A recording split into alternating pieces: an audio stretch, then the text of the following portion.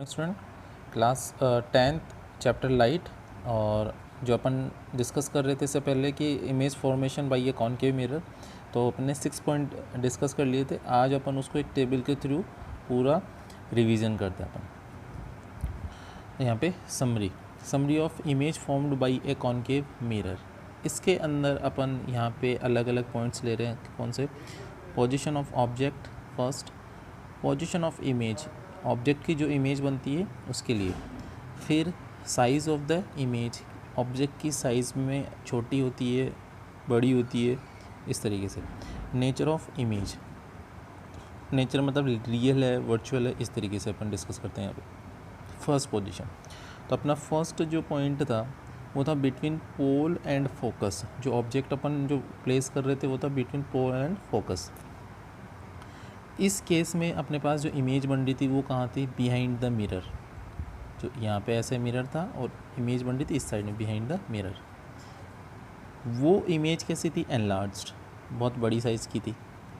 फिर यहाँ पे अगर बात करें उसका नेचर कैसा था, तो अपन देख रहे थे कि उसको एक्सटेंड करके अपन मिला रहे थे, डॉट डॉट करके।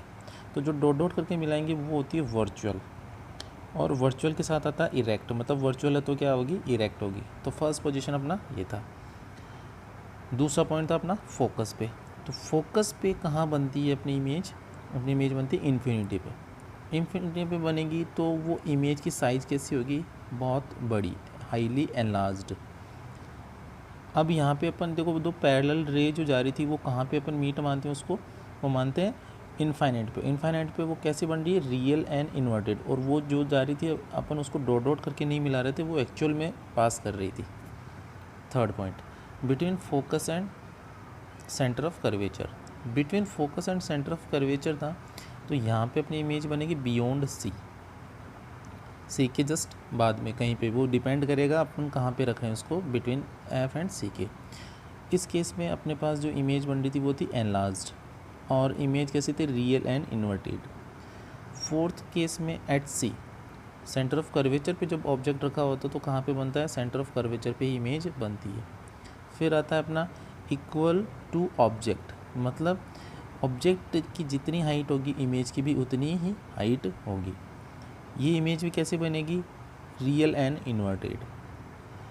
फिर अपना आता है बियॉन्ड सी। बियॉन्ड सी के केस में कहाँ बनती है? बिटवीन एफ एंड सी।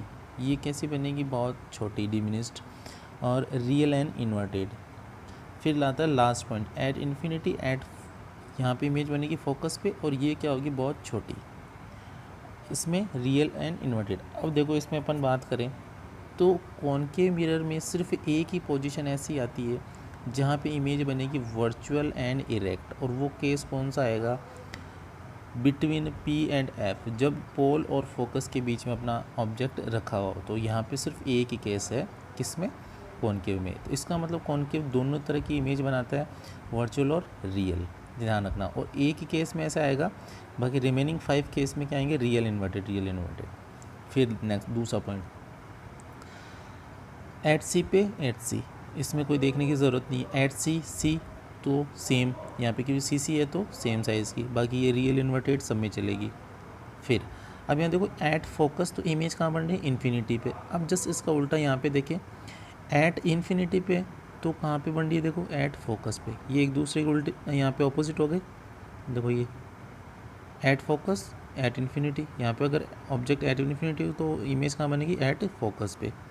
यहाँ पे देखो हाईली एनलार्ज्ड है, तो यहाँ पे हाईली डिमिनिस्ड, मतलब जस्ट इसका अपोजिट, बाकी रियल इन्वर्टेड चल ही रहा है। फिर यहाँ पे देखो between focus and centre of curvature, तो बियॉन्ड सी। अब इस वाले केस में देखो बियॉन्ड सी जब होगा तो कहाँ पे? बिटवीन फोकस एंड सी। ये इसका ऑपोजिट हो गया कि नहीं हो गया? यहाँ पे इस तरीके से। यहाँ पे देखो ये एनलार्ज बन रही है, इसमें क्या बनेगी? डिमिनिश बनेगी, जस्ट इसका ऑपोजिट हो गया, बाकी इसमें रियल इन्वर्टेड चल ही रहा है। एट सी वाला अपन ने देख लिया। तो इस तरीके से अपन टेबल में एक साथ अगर देख के अपन पूरा अगर रिवीजन करेंगे तो जल्दी याद होगा। इस पे बेस्ड न्यूमेरिकल भी अपन उसको क्लेरिफाई कर सकते हैं कि अपना आंसर सही आ रहा है या गलत आ रहा है, न्यूमेरिकल में अपन चेक कर सकते हैं। Thank you.